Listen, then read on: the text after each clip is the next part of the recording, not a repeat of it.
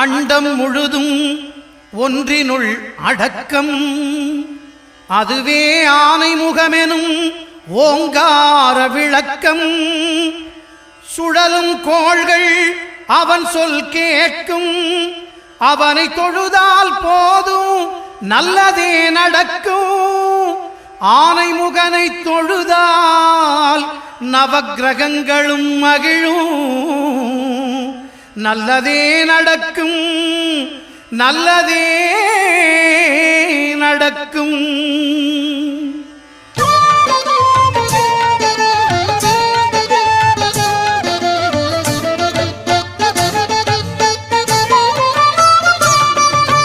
ஒன்பது கோளும் ஒன்றாய் காண